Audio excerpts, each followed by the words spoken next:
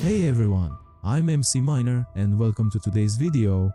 Today I am excited to share with you one of the coolest mods for Minecraft called Born in Chaos. This mod completely changes the game by adding new monsters, weapons, armors, bosses, and structures that make survival more challenging and fun. This mod brings a fresh twist to the game with its unique mix of familiar and new elements. The mod introduces a variety of hostile creatures that make nighttime adventure and cave explorations a thrilling experience. Whether you are a veteran player or just starting out, you will find that the challenges are balanced to give you an exciting yet manageable survival experience. Today I will show you not only how to craft one of the mod's essential items, but I will also explain its incredible powers and abilities that can turn the tide in your battle. I promise you that by the end of this video, you will be inspired to try out Born in Chaos in your own Minecraft world. Right after this exciting introduction, let me explain how you can create one of the key items from the mod. I will focus on the recipe for the spiny shell helmet, an item that not only protects you but also inflicts damage on enemies that attack you. To start, press the E key to open your inventory. Once you see the crafting grid, gather the spiny shells you have collected from the hostile mobs in the game. You will need a total of 5 spiny shells arranged in a specific pattern. The pattern is simple. Place spiny shells in the top row, and then put one spiny shell in the center of the middle row and one at the center of the bottom row. After placing these items, use your mouse to click on the result box. When the helmet appears, click on it with the left mouse button and then press Shift to move it quickly into your inventory. Next, if you want to upgrade this piece of armor into a chest plate, you follow a similar method but with an extra spiny shell and a different layout in the crafting table. Now, the mod transforms your gameplay by adding new enemies and equipment that bring fresh challenges and rewards. At night, you encounter quick baby skeletons that can swarm you and drop bones for crafting. You also face sturdier decrepit skeletons that carry shattered skulls needed for special recipes. A tough foe is the skeleton demon, which does not burn in sunlight and when low on health becomes still before exploding, forcing you to act fast. Decaying zombies appear as normal at first, but when injured, their flesh falls away and they become dangerous decrepit skeletons that drop rotten flesh and bones. In the Nether, the bone imp is a stronger baby skeleton that drops cold bones and rare firelight dust. Near water, the barrel zombie does not drown and wears extra armor. It drops items from junk to treasures. The door knight has heavy armor and can block your attacks unless you set it on fire or hit it with an axe. These include rotten flash iron ingots, dark metal pieces, and sometimes a pitchfork. The zombie clone moves slowly and inflicts an intoxicating effect that slows you and causes dizziness and poisoning. It leaves rotten flesh and poisonous potatoes. Zombie fishermen do not burn and attack by throwing rotten fish that cause a stench effect and may summon smaller mobs.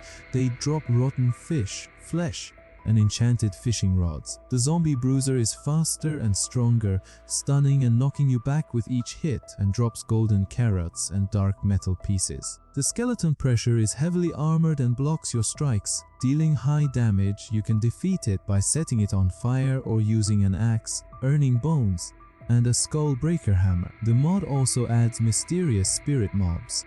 The spirit guide roams hot, dry biomes and applies a magic depletion effect that prevents you from using some mod items. It can also summon small helpers and drops ethereal spirits and dark metal pieces. The zombie lumberjack carries a powerful axe that breaks wooden shields instantly. It deals heavy damage and may drop iron and a wood splitter. The Siamese skeleton consists of 2 skeletons in one and splits into separate fighters when damaged, dropping fused bones for advanced crafting. Beyond these fuse, the mod adds creatures with seasonal twists. Some spirit mobs vanish in sunlight, and enemies like blazers, ghasts, phantoms, and Rexes take extra damage from certain weapons. The Scarlet Persecutor flies long distances and launches sharp attacks, so you must seek shelter in narrow spaces. Restless spirits slow your movement and drop aerial spirits or chains for crafting magical items. Phantom creepers split into 2 copies that explode once, scattering phantom powder to multiply gunpowder. Seasonal pumpkin mobs appear, such as the pumpkin spirit that spawns near farms and attacks nearby monsters but is weak to fire, turning into a seer spirit. You can create a pumpkin spirit scarecrow by stacking dark oak logs, a hay block and a carved pumpkin, then right-clicking with an aerial spirit item to activate it.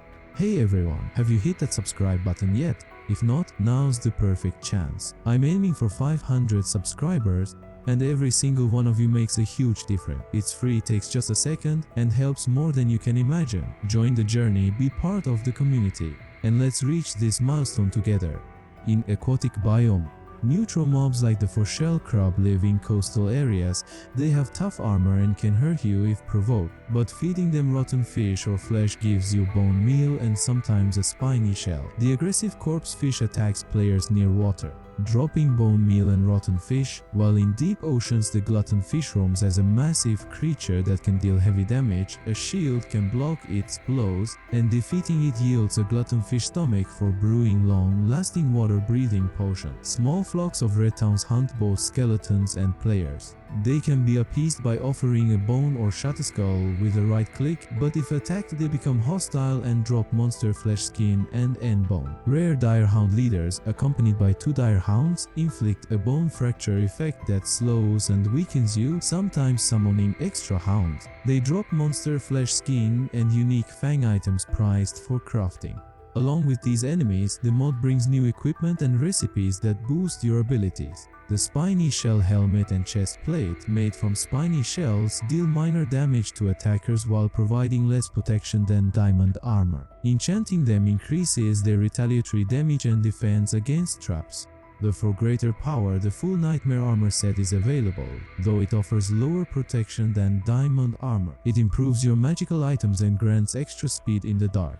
This armor is crafted by combining monster skin, dark metal pieces, and a nightmare stalker skull with dark metal ingots smelted in a blast furnace. Alternatively, dark metal armor gives higher defense and toughness, protecting you from withering effects and granting a brief rampage boost when your health is low, increasing both your damage and speed. It requires netherite parts with dark metal plates and upgrade templates. Many mod weapons use a new bone handle made from dark metal pieces and rods. Now the Staff of Magic Arrows fires enchanted arrows without ammunition, offering moderate damage and knockback, and can serve as a melee option.